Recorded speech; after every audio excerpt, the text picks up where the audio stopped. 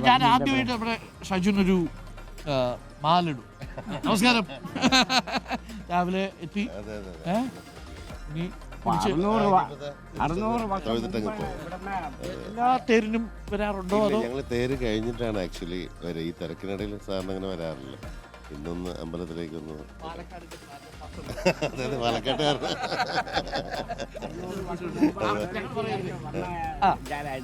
ജനങ്ങളുടെ എല്ലാവർക്കും അറിയാം. Thank you. അപ്പോൾ ഓക്കെ. അപ്പോൾ പ്രിയപ്പെട്ട പ്രശ്നം, നമ്മൾ ഈ വിശാലാക്ഷി സമേതം എന്ന് പറഞ്ഞല്ലോ. അപ്പോൾ സമേതമാണ് വന്നിരിക്കുന്നത് എന്നുള്ളതാണ്. അതിൻ്റെ ഒരു പ്രത്യേകത കൂടിയുണ്ട്. മക്കളൊക്കെ മൂത്താള് ചെന്നൈയിലെ ജോലിയാണ്, ചെറിയ ആള് വീട്ടിലുണ്ട്.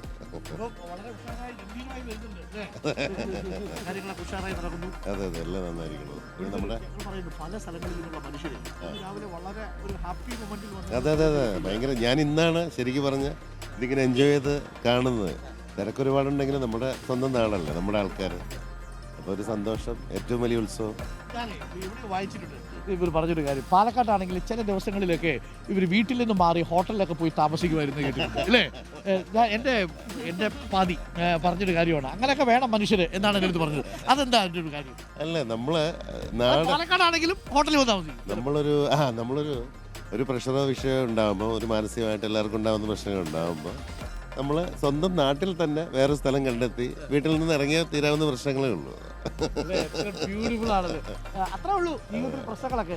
വീട്ടിൽ തന്നെ കുട്ടിയിരുന്ന് ഈ ഫിലിം, ഈ കലവും ചട്ടിയൊക്കെ കാണുന്നത് മാറ്റി നിർത്തി കഴിഞ്ഞാൽ ഒരു ദിവസം ഒരു ചെറിയ ഹോട്ടലിലോട്ട് പോയി മാറിയാൽ തന്നെ പ്രശ്നം തീരും. അത്രേ ഉള്ളൂ. Thank you. സന്തോഷം വന്നതിൽ.